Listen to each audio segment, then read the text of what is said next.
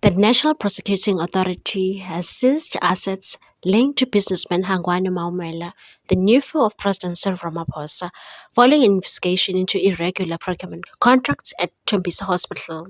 The probe was prompted by a report compiled by the late Babita Dekoran, former CFO of Financial Accounting at the Gauteng Department of Health. Dekoran flagged systematic abuse within the hospital supply chain shortly before her assassination in August 2021, 3 weeks after submitting her findings.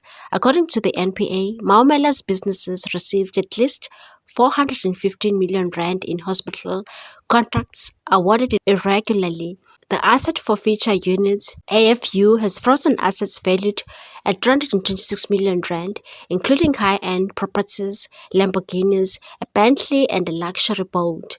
The investigation also implicated Rodolphe Mazibuko, whose entities reportedly received 300 million rand through a similar schemes. Mazibuko's assets valued at 47 million rand, including Mercedes-Benz vehicles and a Land Rover, have also been frozen. In a statement on Thursday, NPA spokesperson Pindim Jonundwana said the preservation order against Maumela was secured on 14 August. The AFU's actions followed detailed forensic investigations that revealed widespread manipulation of the hospital's procurement processes. In several instances, companies allegedly submitted bids without their knowledge, while cover codes were used to favor syndicate-controlled entities. Public analysts have weighed in on the revelations, pointing to the broader implications for governance in South Africa. Professor Sipho Siebe said the case highlights the interaction of power, politics, and resource distribution. Zakhele Ndlovu added that political connectivity often determines who benefits from state contracts, citing finding Professor Ntsikelelo Breakfast described the misuse of political influence as a form of political capital used for personal gain. The revelations coincide with the upcoming Matlanga Commission of Inquiry set to begin on September 17, where KwaZulu-Natal Provincial Commissioner Lieutenant General Ndledla Mkhwanazi is expected to testify. Mkhwanazi previously highlighted corruption and political interference within the law enforcement, alleging that some politicians are involved in criminal syndicates.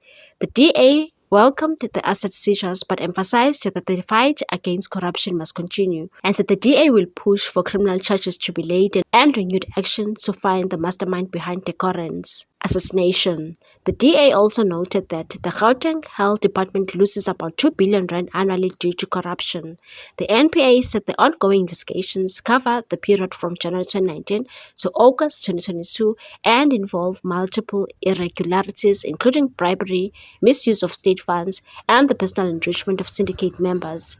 As South Africa prepares for the Matlanga Commission hearings, the case underscores the enduring challenge of corruption in public institutions and the need for accountability at the highest level. What's your take on this one, people? Thanks for watching. Please subscribe for more news.